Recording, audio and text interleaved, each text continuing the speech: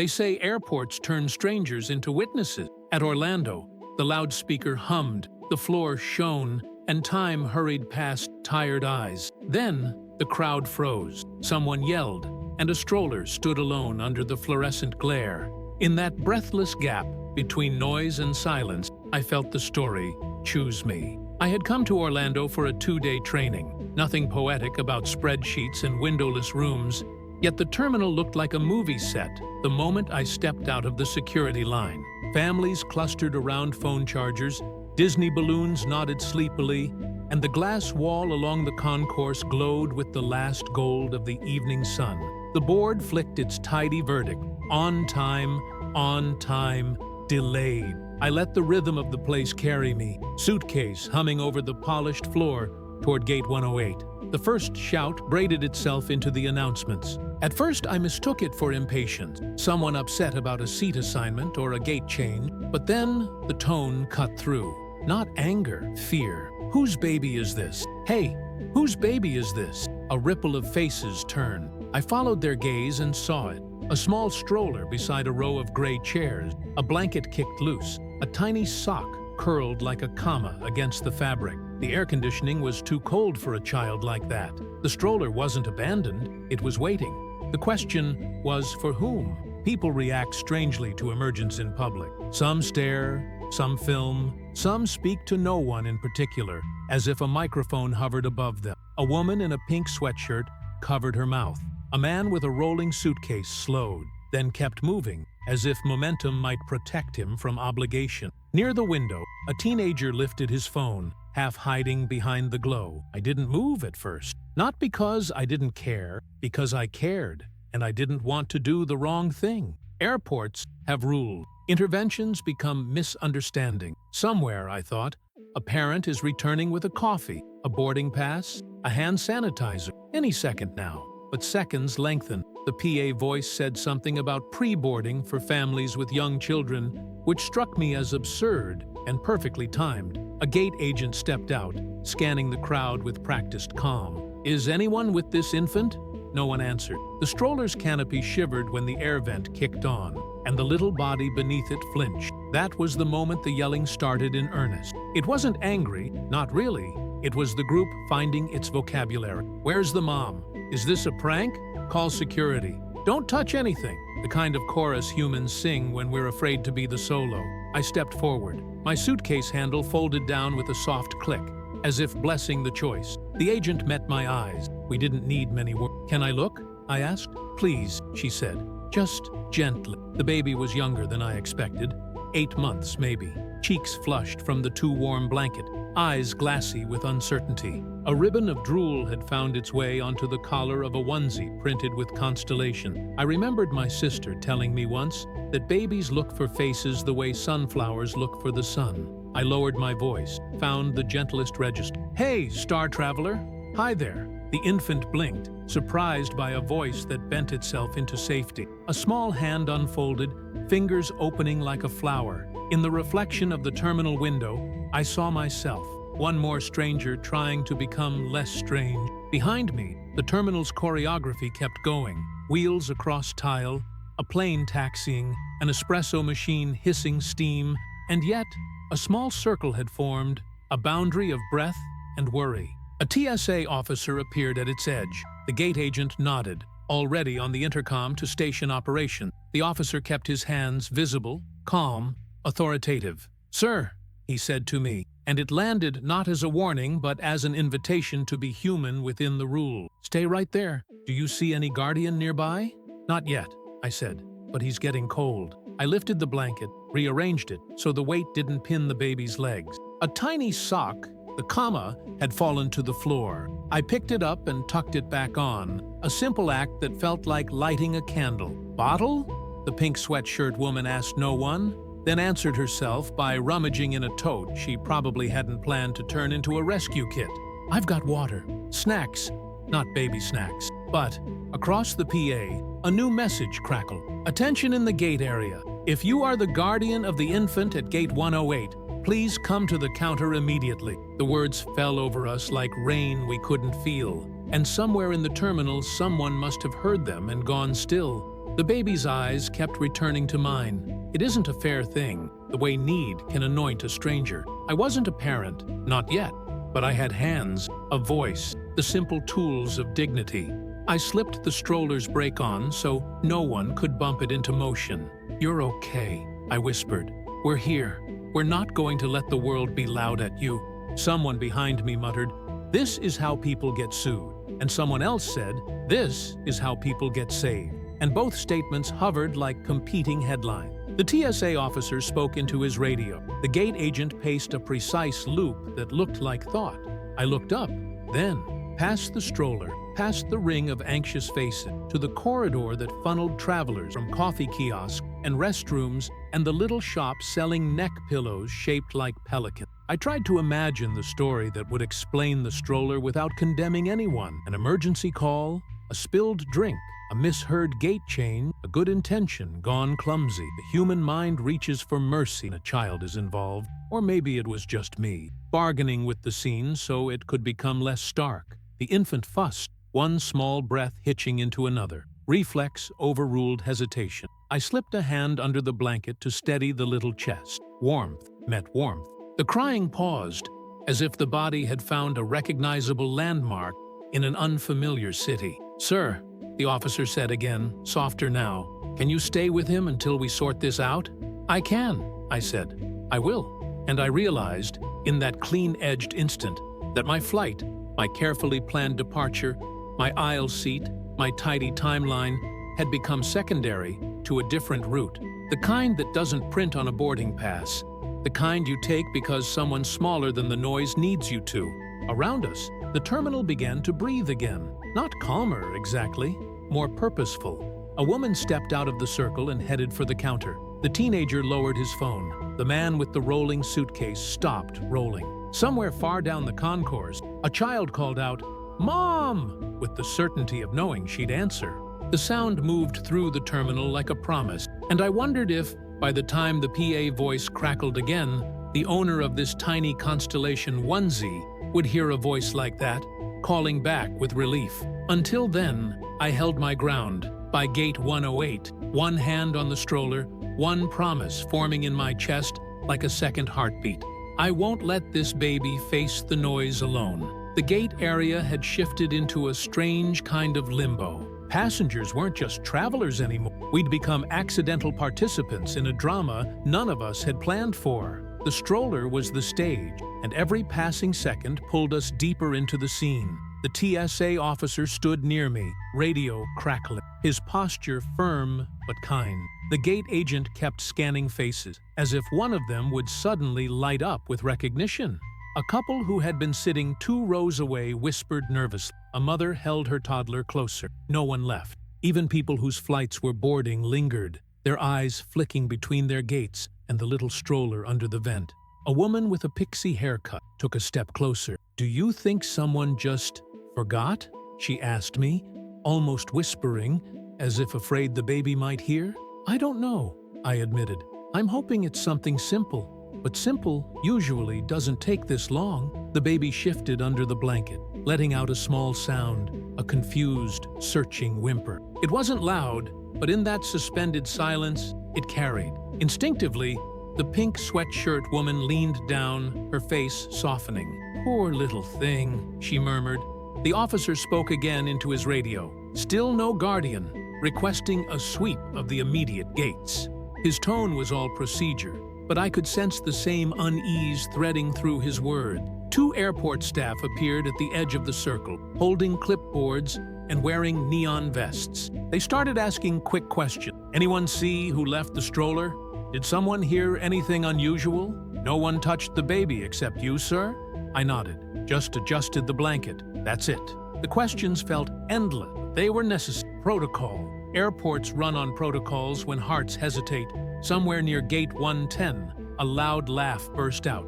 2 teenagers sharing headphones. The sound cracked through the tension like static, but it didn't last. The crowd's focus snapped back to the baby like a compass to north. I checked the time. 15 minutes had passed since the first yell. 15 long minutes. Whoever had left that stroller had either been pulled away suddenly or wasn't coming back soon. That thought sat heavy in my chest. The baby started fussing again, legs pushing gently against the blanket. I crouched closer, keeping my voice low and steady. "Hey, little one, it's okay. We're figuring this out, all right?" His eyes fluttered open, and for a moment it felt like he was searching for someone he recognized. I wished desperately that I could be that person. The gate agent approached me. "We're going to need to move the baby to the family assistance area soon, just in case." Her words were gentle, but decisive. The kind that signaled the line between waiting and acting had been crossed. I nodded. "Whatever keeps him safe." She exhaled. "Thank you for staying with him." Most people wouldn't. I didn't really have an answer to that. The truth was, I hadn't planned to stay. I just hadn't been able to walk away. Then, through the crowd, a figure appeared, moving quickly, almost frantically. A woman in her late 20s, hair pulled into a messy bun, holding 2 paper cups and a boarding pass clenched between her fingers. Her eyes scanned the crowd wildly. Someone pointed. "There! Is that her?" The gate agent stepped forward, hands raised in a calming gesture. The officer's radio hissed again. The woman's voice cracked through the air. "My baby! Where's my baby?" The crowd seemed to inhale as one. Every eye turned toward the stroller, toward me. This was the moment we'd all been waiting for. But something about the panic in her eyes told me the story wasn't going to be that simple. The woman's footsteps echoed against the polished floor as she rushed forward. Her hands trembled so much that one of the coffee cups tilted, splashing brown arcs onto the tiles behind her. "My baby!" she gasped, voice breaking. "Where's my baby?" The TSA officer stepped in front of the stroller, palm raised. "Ma'am, please slow down. We need to verify."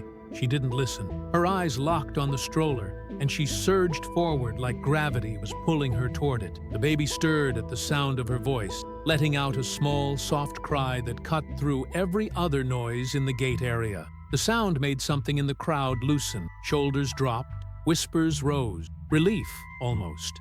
"Is this your child?"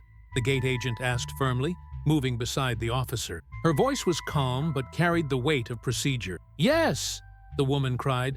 "Yes, please, let me hold him." But protocol isn't kind to panic. The officer kept his stance. "We need identification and confirmation before we can release the child to anyone. Please step back for a moment." Tears welled in her eyes. She fumbled inside her tote bag, pulling out a crumpled boarding pass, a half-open wallet, and finally a passport. Her fingers slipped as she handed them over, breathing fast. I just went to get us water and coffee. He was asleep. I thought it'd only be a minute." A murmur rippled through the crowd, half sympathetic, half judgmental. Someone muttered, "A minute's too long." Another whispered, "Poor thing. She must have been terrified." I watched her closely. The exhaustion on her face wasn't staged. The guilt was raw. She shifted nervously as the officer checked her documents. "Please," she said again, voice cracking. "I came back, and he wasn't here." Someone was yelling. I thought she couldn't finish the sentence. Her hands covered her face, and her shoulders shook. The gate agent gave a subtle nod to the officer. "It matches," he said quietly. The officer's posture softened. "All right, ma'am. Take a breath. We have to follow procedure. No one hurt your child. He's safe. We stayed with him." She let out a sob that was part relief, part emotional collapse. She rushed forward, and this time, no one stopped her. She knelt beside the stroller, cupping the baby's face, whispering something only they could share. The infant responded instantly, tiny hands reaching up toward her chin. A few people in the crowd wiped their eyes. Even the teenager with the phone lowered it completely. It could have ended there. A reunion, apologies, a lesson learned, but it didn't. Because just as the woman hugged her baby, the officer's radio buzzed sharply. "Copy that!" "What? Say again?" His expression shifted, alert, confused. He turned toward the gate agent. They found another stroller, 2 gates down. The words dropped into the air like a stone in water. Ripples of confusion spread through the crowd. "Another what?" the gate agent asked, frowning. "Another stroller," the officer repeated, already moving toward the corridor. "And it looks exactly the same." The woman froze, her hands still resting on her baby's blanket. "What do you mean, another stroller?" Suddenly, the easy narrative distracted mother. Baby left for a moment, fractured like glass. The crowd started buzzing again. louder this time. People turned their heads, trying to glimpse the other gate. I stood up, heart thudding. 2 strollers, same model, same color, and 1 baby. Something wasn't right. The officer gestured toward me. "Sir, can you stay here with them? Don't let anyone approach until we confirm what's going on." "Of course," I said, scanning the crowd instinctively. A new kind of tension filled the air, sharper than before. What had seemed like a closed chapter was opening into something stranger, something that didn't fit the simple story we'd all built in our heads. The woman clutched her baby tighter, her voice trembling. "Why is there another stroller? What's happening?" No one had the answer, but we were about to find out. The officer moved quickly down the concourse, his radio crackling with short, clipped phrases. The gate agent followed close behind, her flats tapping the floor in a rhythm that echoed the rising tension. The crowd, drawn by curiosity and unease, began drifting in that direction like metal shavings toward a magnet. I stayed by the stroller, as he'd asked, the woman now clutching her baby with a mix of love and fear. She rocked gently, whispering to him, but her eyes darted constantly toward the corridor. Her earlier relief had evaporated, replaced by a sharp-edged anxiety. "What does this mean?" she whispered to me. "Why would there be another stroller?" "I don't know," I admitted, though my mind was racing. 2 identical strollers in the same area wasn't impossible. Families travel all the time, but something about the officer's face when he heard that call told me this wasn't a simple mix-up. The crowd near Gate 110 thickened. People craned their necks, some holding up phones to record. The air buzzed with speculation. Maybe another baby? Could someone have switched them? What if someone took the wrong stroller? I could see the officer crouching beside the second stroller. Even from this distance, his body language spoke volume, careful, alert. The gate agent said something into her walkie-talkie, and 2 more TSA staff appeared, forming a loose perimeter. Whatever was inside that stroller wasn't being treated casually. The woman beside me tightened her grip on her child. "Oh, God," she breathed. "What if someone was trying to—" She didn't finish, but I knew what she meant. And judging by the murmurs in the crowd, everyone else was thinking it too. The officer straightened, said something to the agent, then into his radio. A minute later, 2 security personnel arrived with focused, no-nonsense expression. They moved with the kind of efficiency that makes ordinary situations feel suddenly serious. The agent walked briskly back toward us, her face composed, but her pace fast. "Ma'am," she said carefully, "we're going to ask you to come with us to the family assistance area now. It's for your safety and the baby." The woman looked startled. "Why? What's going on?"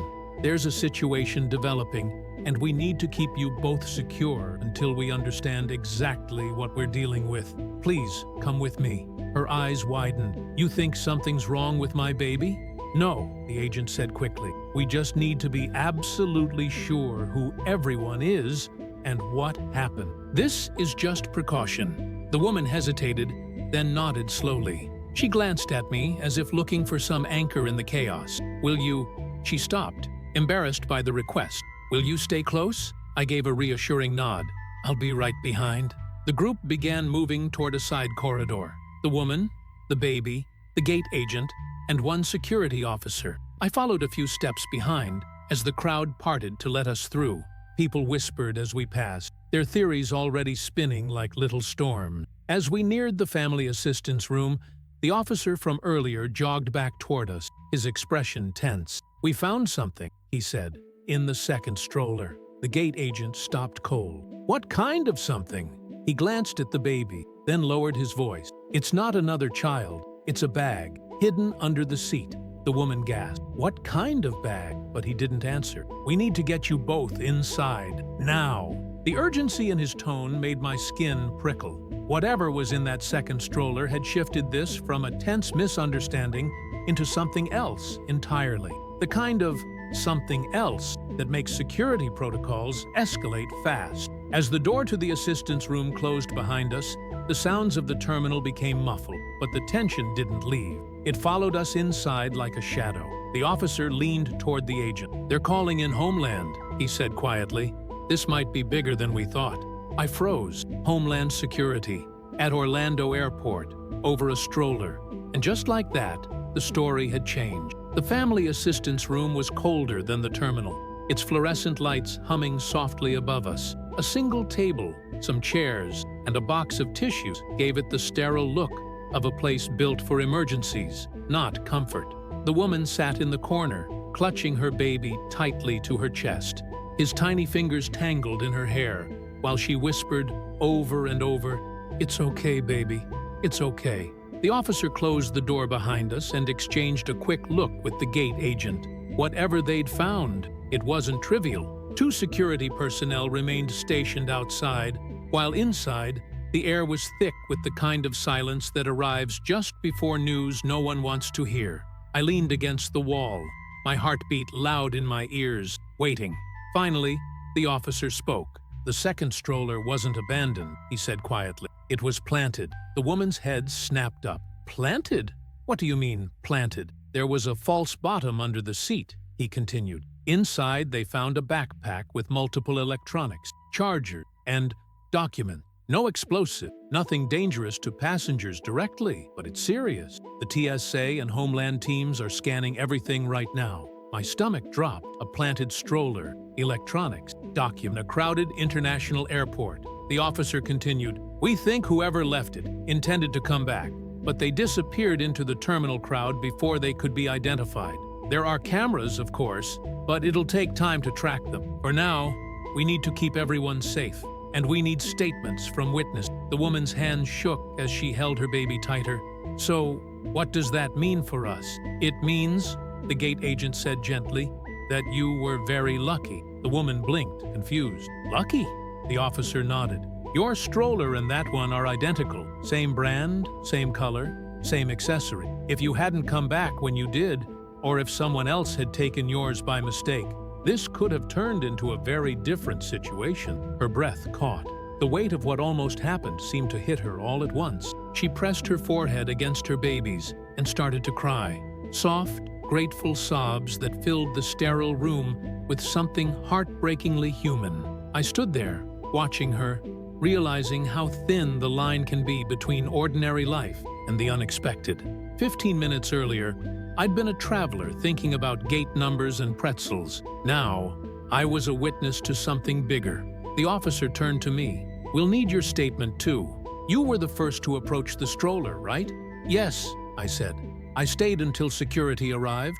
He gave a respectful nod. "That helped more than you realize." For the next half hour, I recounted everything. The shouting, the crowd forming, the baby's first cry, the woman's arrival, the second stroller. They listened carefully, taking notes. Outside, through the small window, I could see flashing lights reflecting off the terminal walls. TSA teams moved like a well-rehearsed machine. Whatever plot had been set in motion here, it had been stopped before it unfolded fully. Finally, the officer exhaled. "You're free to go," he said, "but thank you. You didn't just stay, you acted.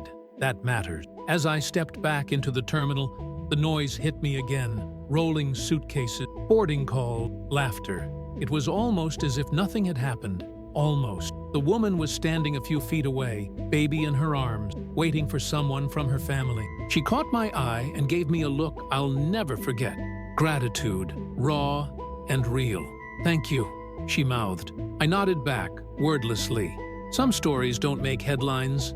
They happen quietly, between strangers, in places like airports, where the world collides for a moment and then moves on. But for me, Gate 108 would never be just another gate again. I walked toward my delayed flight, the sounds of the airport folding back into the rhythm of ordinary life. But inside, I carried the echo of a baby's cry and the reminder that sometimes one small decision can change everything.